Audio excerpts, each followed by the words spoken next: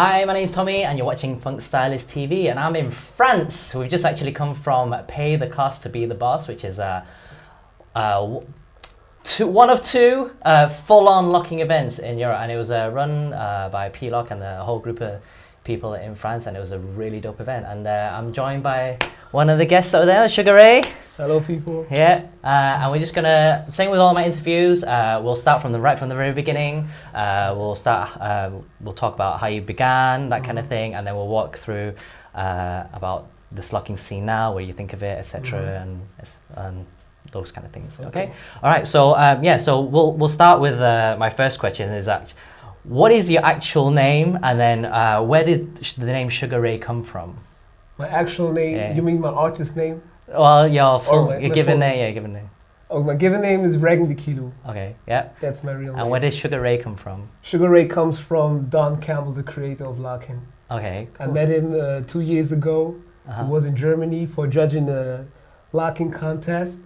And I spent some time with him, and we talked about everything and had fun, and then he gave me the name. Oh, really? Yes. Okay. So it's a bit, why? Because you was like sweet, or did you have a reason for that? I don't know. I have no idea. Okay, cool. All right. So when did you start dancing? Not necessarily locking, but when did you start dancing, and then how did that progress into like locking? Okay. Well, dancing was always something, a big part of my life. It was like sleeping, eating. Dancing was a part of my culture, and I grew up with the Congolese music and Congolese dance, the dance called Dombolo. It's a very famous dance in our culture. So in any party we were dancing, and I did this. I grew up with this, and after that, I got into the music of Michael Jackson, of course. Everyone. Everyone. Sure. And that was the beginning. And then after Michael Jackson, through Michael Jackson, I got into the hip hop and street dance culture. So I started with breaking and popping, and then came locking. So locking wasn't the first thing then? No, it wasn't. No, it came at the last. All right. Okay. Yes.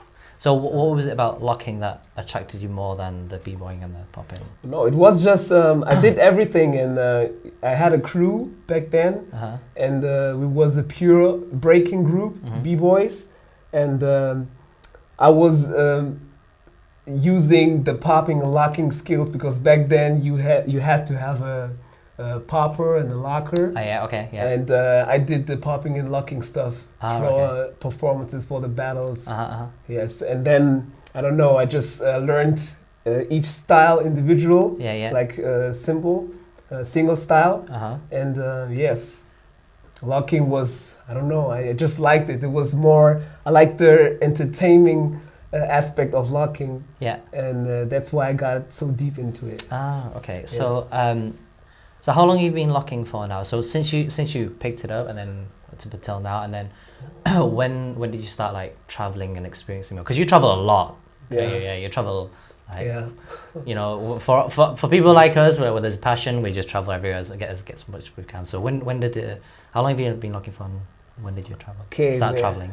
Well, it was a process because I cannot really say when I really started locking, because. I saw some few locking moves from Michael Jackson, of course, and then later from Storm from Germany, and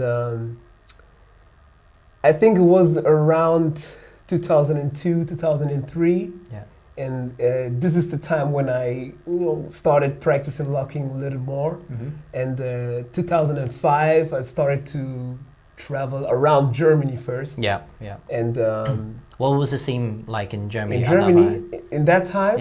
I mean, for you as a up-and-coming locker. I didn't really care. I didn't even know there's a scene. I was practicing locking, and one time a friend of mine told me, let's go to the Ruhrpott Battle. Ruhrpott Battle is a famous dance event in Germany, West Germany. And we went there. It was the locking competition. It was my first competition, 2005. It was your first battle? My first locking battle, and I won it. All right. The first battle I won, and my friend said, "Well, you did it really good. You should do it more." And I said, "Well, why not?" So I started going to funky styles and there. First only in Germany. And then after, I went to Holland and Belgium. Now I just kept on doing this. Kept doing it. Yeah. And so, I mean, when you're, I mean, in Germany, how many lockers are there? I mean, now, I know, for example, in the UK, I mean, London, there's more than a handful now, but then further up, for example, like where I live, I'm the only one that locks. I mean, how is it like in Germany as an example? Now, now. Well, they're not. There's. I mean, back then, was it just you that was coming over? No, there were more lockers, but I didn't know any one of them. And now there's not many people. There are people who are using it in their performances and competitions, but real lockers, there are not many. I can name just a few. Okay. It's not many. All right. Okay. Yeah. So so when you started to train competitively, I mean, do you train competitively, or do you just dance and then you just go into battles like complete freestyle, or do you have like a set strategy, for example? Okay, in the beginning, I was only dancing. I didn't even knew the word training in that sense, and I was just dancing, having fun, and didn't care about anything, just having fun. And then after, when I met Flocky, then we started to do routines and we exchanged, and then we started to make up some, some ideas how to train. You know, that came later. But I prefer the way to just dance, go in a club, and just have fun. That's for me. That's my practice. I love more to practice like that. In a social environment. Yeah. It's better than that. But sometimes you have big competitions, with strong dancers. Then you have to practice prepare really deep. Okay, so I mean, you mentioned Flocky there. Was Flocky like locking before you, or did he join after you? And how do you guys train? I mean, where did you get the locking information from and your foundations from? Okay, well, Flocky, he was back then. I mean, I was in Ruhrpott battle again, 2007. This was my third Ruhrpott battle, and he was sitting in the audience. And he saw me dancing. He was in locking. He was a beginner, He was not really into locking then. But he saw me dancing, and he knew some of my crew from the Bad News MP. And PD from Bad News MP. He came to me and said, "There's one guy. He's crazy about locking. He's talented, and he wants to learn more about locking. You should get in, and you should practice with him." And then he came to Aachen, to my place where I live, and we practiced, and I talked to him, and then it started. It was when was this? 2008 and 2008. So not that really long ago. It's not really long ago, but he had talent, and he had this. I never met someone who has so much love and passion for locking. I was all the time. I was alone, and then when I met him, it was like, okay, this is the guy I can dance with. To train with. And it's something sweet. You find somebody to. Yes. So So going back to the previous, how did you get the information of locking? Was it the internet? I mean, you're our generation out of like the YouTube and stuff. Is this where you learn? No. I'm in the, when I started locking, there was no internet. There was only tapes. I learned from a TV show in Germany where Storm did a workshop on TV, on German television with some He gets around, doesn't he, Storm? There was Storm with some of the flying steps, and from Five Amoks, the famous German b-boy group, and they were doing a street dance workshop on German television, and I was watching it, and day after I recorded this show, and this was like my Bible. Yeah, you know? okay. This was my foundation. I learned from that tape, you know, for years. And then we had some OGs, but unknown OGs in my area, in my city. They were into locking, but not pure locking. They were mixing popping and locking, you know, doing mixed stuff. And his name is Attila. He showed me some stuff, and some other people around my area from my city, they showed me some steps from locking. And then after it came the internet, then I saw the big guys, the big names like P-Lock and Hilti and Bosch, Go-Go Brothers, Gemini, and all the people. Sure. Yeah. Okay, cool. Is there any kind of, I mean, you just mentioned all these big names. I mean, were there any influences as you was learning? I mean, now you have your own style now, but as you was learning and growing up, did you look towards anybody in particular to kind of influence you in any way, or was it always like... For locking now? Yeah. Oh man, I try to learn from everyone because I loved it. I thought, the first time I thought locking is only one way, you know, from the moves. There's only one way of a lock, or one way of a, in the beginning, you know? So I was watching the videos, and the steps I saw the most, like a up lock or a skeeter rabbit, then I was like, okay, this might be a basic because everyone is doing it. So I was watching a lot of videos, and then, you know, you found a common thing. The common things, but the names came after. Oh, okay. You know? So I was practicing that, and I just tried to take everything I saw from everyone, and then after, I had favorites like Don Campbell, of course. Yeah, sure. Flowmaster, P-Lock, everyone. I took just everything from them. Cool. Yes. Cool. Okay, so you mentioned so just on the topic of like influence and as you were learning and stuff like that. In one of my interviews as well, we talked strongly about the technicality and creativity. Now, you're known for a lot of creativity as well. I think more so for your creativity. Where do you see like a line between like creativity and technicality as well? I mean, is there a line for you to say, well, it's not locking anymore, or is there a line that says like, oh yeah, well, it should be this way? I mean, what's your opinion on this? Well, in my opinion, I follow the the philosophy of the creator of Don, because I always remember how locking started. It started from a mistake. You know. And when you speak to Don, he will tell you that it's a free dance, you know, and it has its rules. Okay, you have the rules. You have to respect them, learn them, the foundation, but. The creativity part is very, very important to me. So it's good to manage both. If you can have a good technique, but be open-minded enough to have a good creativity, you know. So it's hard to keep the balance between both because it's some have more technique, you know, and not so much creativity. But for me, I prefer the creative side of dancing. Where do you get like your influences from for being creative? I mean, like inspirations. I mean, one of the people I interviewed say, "Oh, look at everything! Like I could see a bird, and I start doing a bird." Of course. Do you do the same thing? So you just like pick up things? Yes, from everywhere. Everywhere I look, there's inspiration. You just have to see it. You just have to be open, and then just let it through.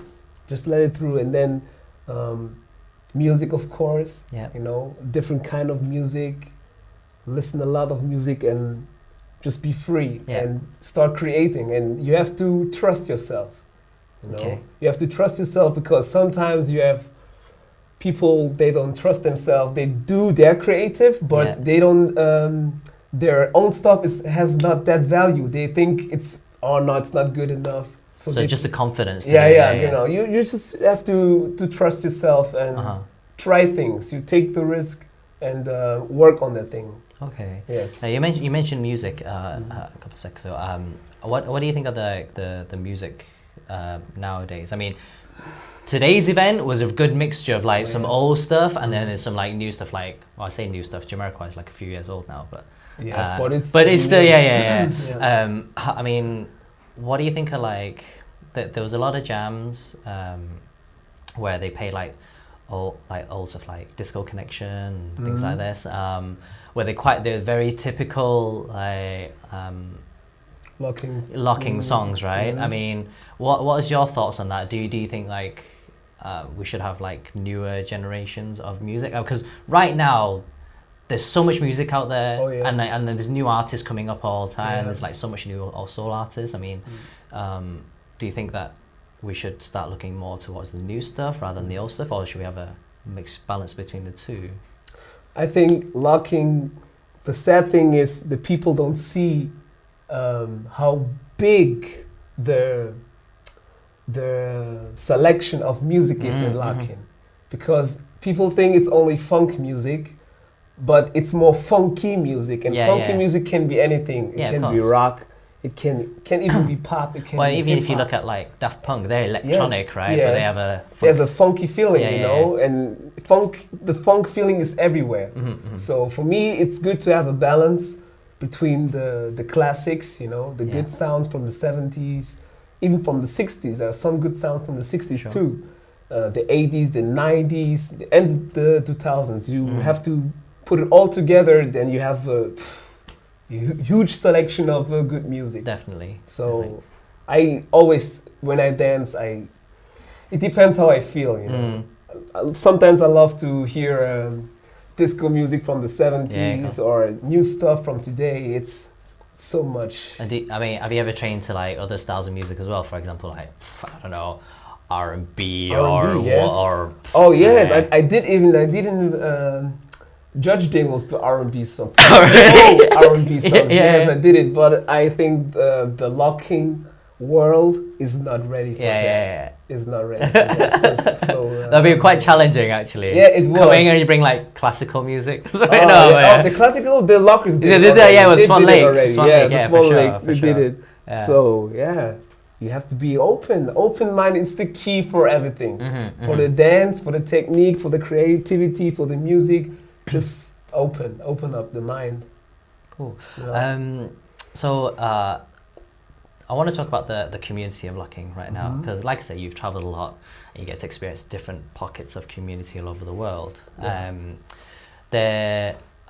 What do you think of the current locking community now? I mean, do you see it quite split between, I don't know, between regions, for example, like Asia, Europe and America, and do you see like a split between like older generation, young generation, like our generation? And how do you think, like, what's your opinion on that first, and then how do you think that we can blend that a little bit better so the community works a little bit better, if you see there's a problem, that is? Well, that's a tough question. Yeah, it's a deep question. It's really deep because, oh my God, the generations, the older generation, the middle generation, and the young generation, you know, it's hard to get it all in one. So the most important thing I learned is to talk. We have to talk with the older guys, with the guys from the middle school and the new school. And yes, when we talk, things could change to the better for me. Now it's the old guys, they have their opinion, you know, and they're just stay there. Not everybody, not everyone, but they need to go to the younger need to go to them and just talk about things and to get a better line. So don't be shy, basically. Don't be shy. We have to talk, really. When Don came, I talked to him. You know, I talked to Gemini. I talked to everyone. You know, everyone I met, even if he's younger or she's younger, we have to talk. And when we talk, we learn. And from learning, we grow. You know? So do you think that some of the problems now then is that the fact that we don't talk a lot, and there's like confusion and people are kind of clutching straws of information? That's it, because there are some DJs out there, they're doing a great job. They are playing new music, and for them, maybe they think they're doing something good, and they are doing something good, but then you have some dancers, they come and they say, oh, what's that kind of music? Because they don't talk, you know. We need to talk, not just the dancers, the DJs, everyone. Just give me feedback and say, feedback. This music was okay, but I think but this was better, this was quite bad. Like this, so we can go further, we can go on. Okay, cool. All right, so how would you, one of the questions got submitted was like, once you learn your foundations and you've got all that kind of like ironed down, like not perfect maybe, but like how would someone develop? I mean, how did you develop from that? From the basic? Or? I'm guessing you kind of answered it slightly from inspiration, but how do you evolve from the foundation? I mean, that's a pretty tough question to. No. Well, when I practiced, I did the stuff. I repeated again and again and again. I saw that there's more in the movement. I saw that there are many doors open. I just have to go through it. I just have to make the next step, take one move and work with it and create another move from that. So when this got into my mind, that was the key to, you know, to be creative and to practice more on new stuff. And Okay. So from evolving then, so from that foundation and then moving back onto the battle scene, I mean, how, what another question was, how does a person prepare for like, well, how do they get past the pre-selections? Because this is quite a common theme, is like they always find the pre-selection the hardest round to go through. So basically like, I'm not going to name names, but any tips from you to say how would you get past pre-selections? Oh, well, there's no, you have just to, for me, I like pre-selections because I like the entertaining stuff. I like to dance in front of the audience. And I mean, do you hold stuff back in case you get through, or do you throw everything in there, or and in a kind of a gamble to show too much? Okay, no. I just go, and I'm in the moment. I don't think about it. The tactics or anything? No, I don't think about the tactics. I go and I just if there's good music, I go off. Go all out. Go off. You have to go off. You have to step out. If there are many dancers, if you have 30 or 50 dancers there, you have to be the one. So you have to show the audience and the judge that you are the one. Don't go there and be shy and say, no, I don't want to show too much. Go, and then you have to be strong in that moment. Okay. So this is the way I think. Oh, cool. All right. Well, I ran out of questions. Is there anything you want to say specifically, or you want to talk about whilst you have this opportunity? Oh, okay. I would talk about the dance locking itself. Sure. Yeah. I just want to say that the new generation, they don't have to be afraid to do new steps, to create new flavors and create new styles.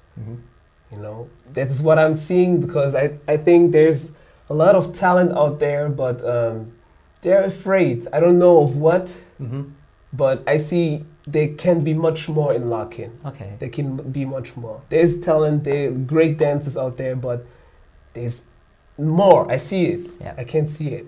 Okay, cool. Yeah. Anything else you want to add? No. No? Okay, do you have a website that you want to plug? Oh, my website?